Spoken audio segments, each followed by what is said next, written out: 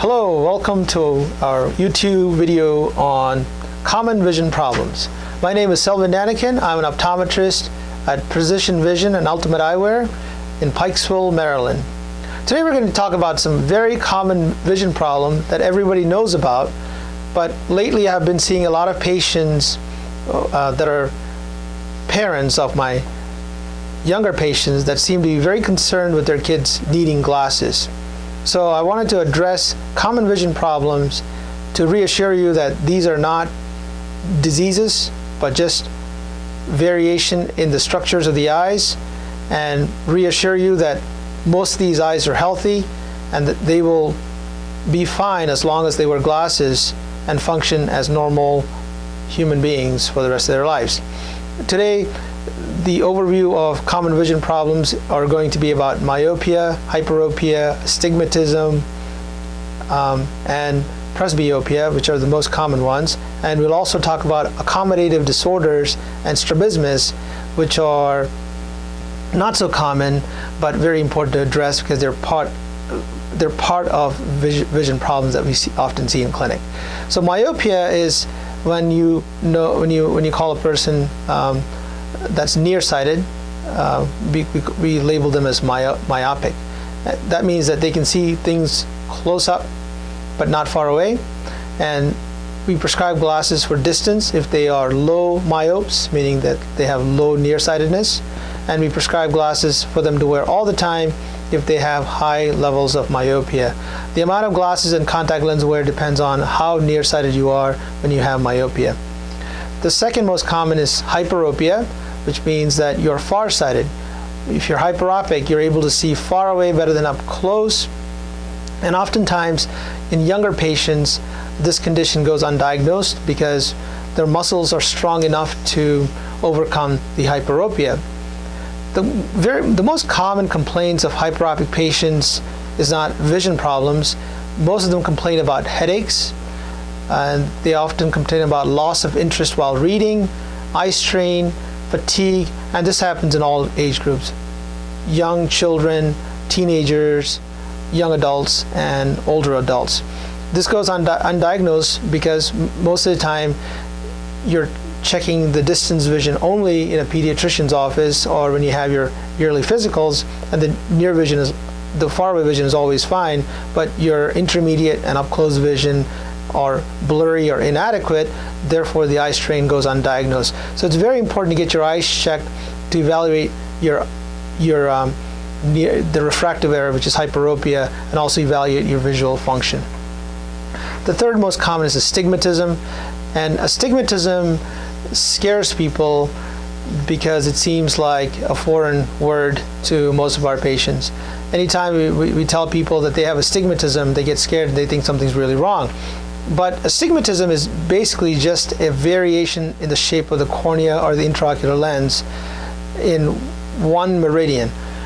We often make the eyes spherical, which is mathematically that's how we define myopia and hyperopia. But when you have an astigmatism, then your eye shape is now football shaped or elliptical, and so this is commonly known as a football-shaped eye, where the shape difference creates a prescription difference in one part of the eye. So you'll have, your nearsighted or a far-sighted person with astigmatism when you have this type of eye.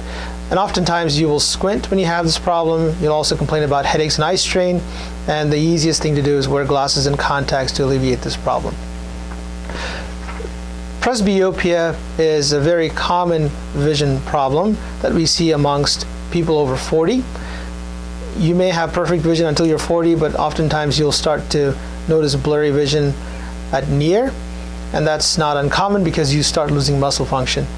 People that wear glasses see great far away with them, and once they hit this presbyopic problem in their visual system, they complain about blur at near and intermediate distances. So we use multifocal lenses called bifocals with the line or without the line called progressives, and we can also use contact lenses that are both bifocal contacts or multifocal contacts to correct presbyopia. Now, accommodation problems are something very different. Accommodation problems happen to people in all age groups, and basically people with accommodation problems have trouble seeing up close.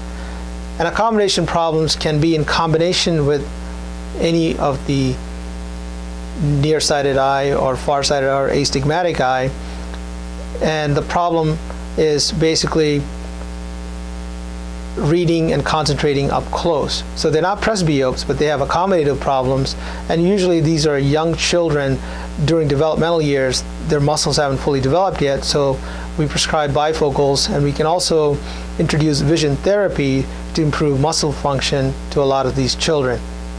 There are some great tools available in vision therapy these days, where the treatment can be initiated in the office and can be monitored via computer programs, and the kid can do that in his or her own time, and it's very easy to improve accommodative function. Strabismus is a very common muscle problem that is usually caused by either high myopia or high hyperopia. A person with high prescription that goes undiagnosed tends to start to cross their eyes or turn their eyes. So strabismus can lead to permanent vision function damage. So it's important to diagnose the strabismus at an early age and intervene either with eyeglasses, vision therapy, or sometimes eye muscle surgery to realign the eyes and get the visual function back to normal.